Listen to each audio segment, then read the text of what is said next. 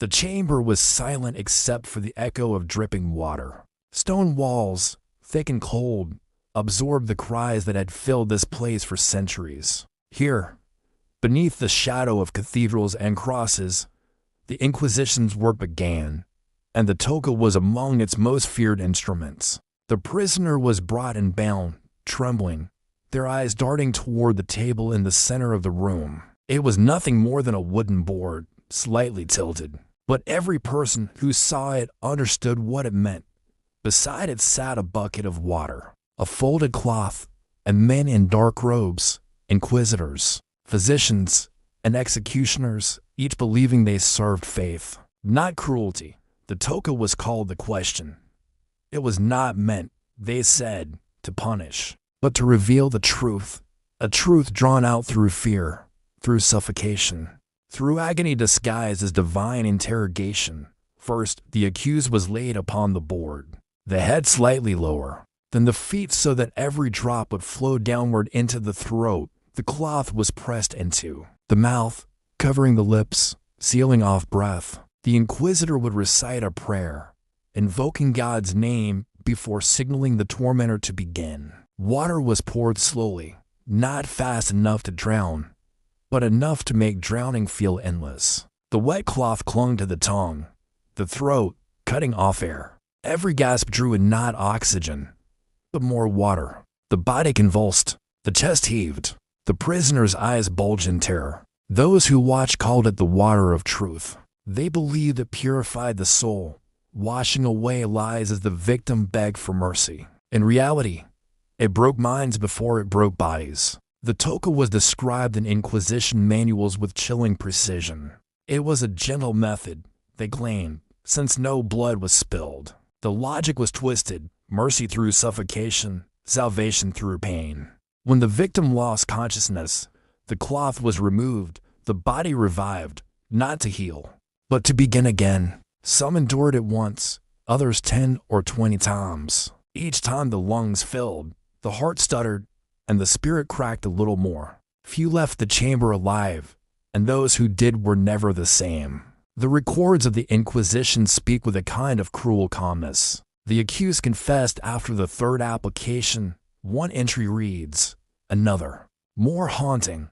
The water was given in sufficient quantity that he might recall his sins. But what sins could justify this? Often, the accused were simple people, converts, scholars, or even priests accused of doubting church doctrine. Some were suspected of heresy for reading the wrong books, or for praying in ways that differed from official custom. The Inquisition's power reached into every home, every whisper. The toca ensured that no one could resist its authority. Witnesses described the aftermath. Prisoners, shivering and half-conscious, were dragged back to their cells. Their stomachs sloshed with water, some vomited blood. Many could not stand. The smell of wet stone and fear filled the corridors. The men who carried out the torture were often ordered to keep their faces impassive. They were not to show pleasure or disgust, only obedience. But even they, over time, were haunted by what they saw. It was said that some refused to sleep in silence, fearing the phantom sounds of water dripping, the gasps of the dying echoing in their dreams. And still, the church insisted it was not cruelty. It was correction. There were rules, they claimed, limits, instructions to ensure the victim survived long enough to confess. But those rules were easily bent. In the fever of religious zeal, mercy vanished. Truth became whatever the inquisitors wanted to hear, and pain became the only language left to speak it. Imagine the claustrophobic darkness of that room, the candlelight flickering over wet skin, the trembling hands clutching the edge of the board. The moment the water begins to flow, slow at first, then steady, the cloth absorbs it, and soon it is no longer a cloth but a seal, a weight pressing against the face.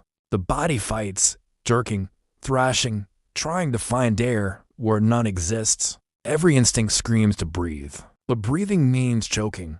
The line between life and death blurs into one long, endless panic. And above it all, the inquisitor's calm voice, asking questions, demanding answers, reminding the condemned that this is all in service to God. Those who survived spoke later, if they dared, of how the mind detached from the body. Some said they saw visions, flashes of light, of angels or demons, or of the people they loved most. Others said there was only one thought left: let it end. In some cases, victims confessed to anything the inquisitors wanted. They admitted to heresy, witchcraft, conspiracy, anything that might stop the next wave of water. These confessions, written and signed under duress, became proof of guilt. They fueled more arrests, more trials, more tortures. The Toca was efficient. It left no wounds that could be easily seen, no blood to clean from the floor. It was, as one chronicler wrote, the perfect method of persuasion. By the mid-16th century, it spread across Europe's inquisitorial courts, from Spain to Portugal, even reaching colonies overseas. The empire carried it like a ritual, as if faith itself required suffering to survive. Every empire, every age has its instruments of obedience, and in the time of the Inquisition, the Toca was its voice, a slow drowning, a silent breaking of the soul, and as the centuries passed, its shadow lingered. Even when the Inquisition began to fade, its methods did not die. They resurfaced again, under new names, in new wars, in new prisons, proof that cruelty, once perfected, never truly disappears. The Toca was not just an act of torture. It was a philosophy, a belief that truth can be forced, that pain can serve faith, that righteousness justifies anything. In that small, dark room, surrounded by stone and dripping water, the Inquisition's power reached its most terrifying form, not in the fire, not in the rack, but in the simple act of drowning someone without water. The Toca turned fear into faith, and faith into fear. The condemned lay limp on the board, the cloth soaked and stained. The inquisitor signaled for a pause. A priest stepped forward, whispering prayers over the gasping figure, his tone gentle, a mockery of compassion. The prisoner's chest rose shallowly, water dribbling from the corners of their mouth. A few moments of mercy, only enough to keep them conscious. Then, the ritual began again. More water, more silence, more suffering. The inquisitor's questions came in a calm, almost rhythmic voice. Do you repent? Do you renounce your errors? Do you confess the heresy you have spoken? The prisoner tried to answer, but each word turned into choking. The water did not allow speech, only surrender. The torturer adjusted the cloth, wringing it slightly to make it tighter, sealing off even the faintest breath. The water poured again. Time lost meaning. Seconds became hours, and every drop felt like the weight of judgment itself. The body convulsed, the eyes rolled back, and yet the inquisitors continued, determined to reach confession or death. Those who recorded these sessions wrote with chilling detachment. He denied again after the third application. One record reads, therefore, he was given more. Another states, she confessed all after the fifth pouring and gave the names of her accomplices. Names. That was the true purpose. Each confession bred another accusation, another trial, another life ruined. The Inquisition thrived on its own echoes. For many victims, death came not during the torture, but afterward. Their lungs filled with fluid, infections set in, and bodies weakened by starvation and fear could not recover. Yet even dying breaths were used as lessons.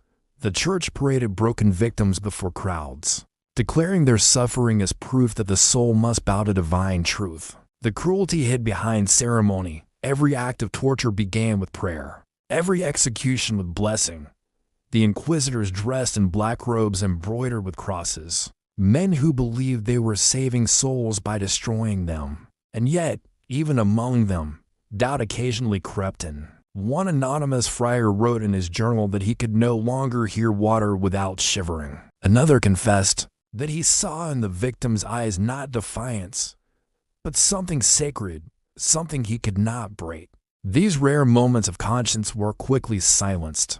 To question the method was to question the Inquisition itself, and that was a dangerous heresy. The Toca endured for generations. It traveled with Spain's empire to its colonies, to the Americas, to the Philippines.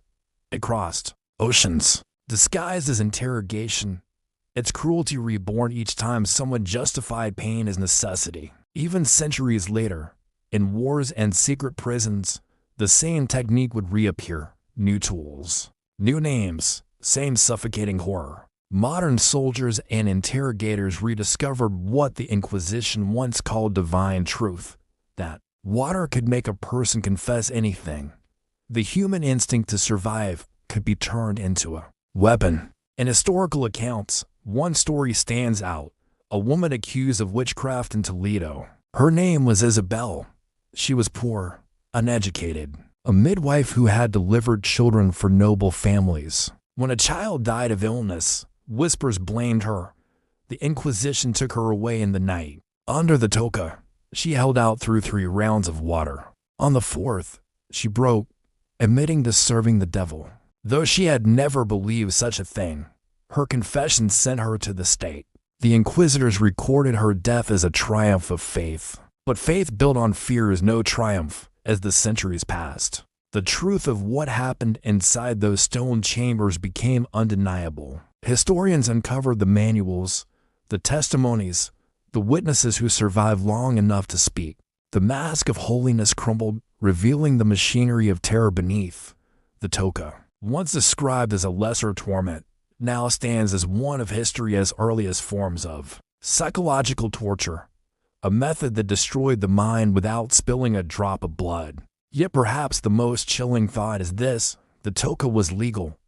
It was approved, written into the rules, performed under the name of God and the seal of the church. Every scream, every convulsion, every drowning gasp was considered a step toward salvation.